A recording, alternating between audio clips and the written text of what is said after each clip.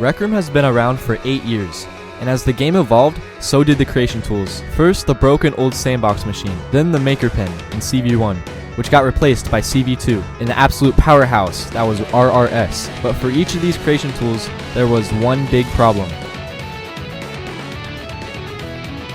Imagine you were building a brick house. The house requires 1,000 bricks, but you can only have 999 and can't get any more. That's how many builders in Rec Room feel because of ink. Ink is a builder's worst nightmare. It is the limit of the amount of objects, code, and maker pen creations a room could hold. Once you hit the ink limit, you can't build anymore. You need to merge or delete objects to get more ink. There were no real ways to circumvent the ink limit. Rec Room had increased the ink limit slightly over the years. The limit has always been 100%.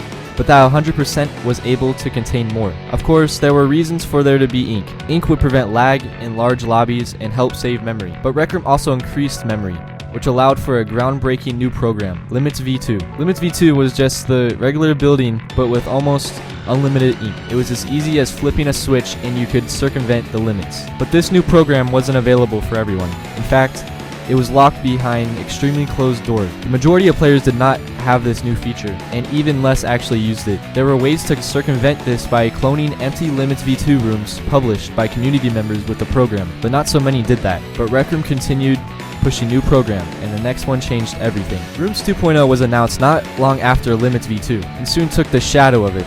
Despite Rooms 2.0 not having any CV1 chips, which LimitsV2 supported, it had a new feature called Compound Objects. Compound objects made in Rooms 2.0 like a hierarchy. One object went to another, and into another, and into another.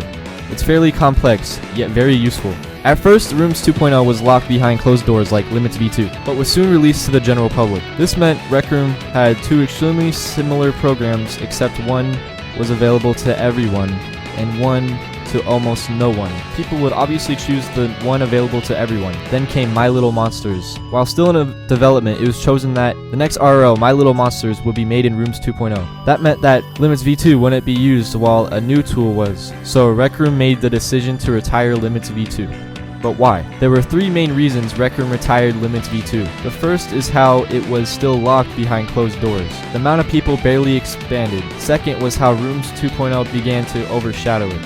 And third was to prevent the cloning of rooms with LimitsV2 and to restore order. So what will happen? Rooms 2.0 is gradually becoming one of the largest creative tools in Rec Room, akin to that of Rec Room Studio, if not larger, and will only continue to grow and be used for Room. Hopefully my channel will grow as well, so like and subscribe as well.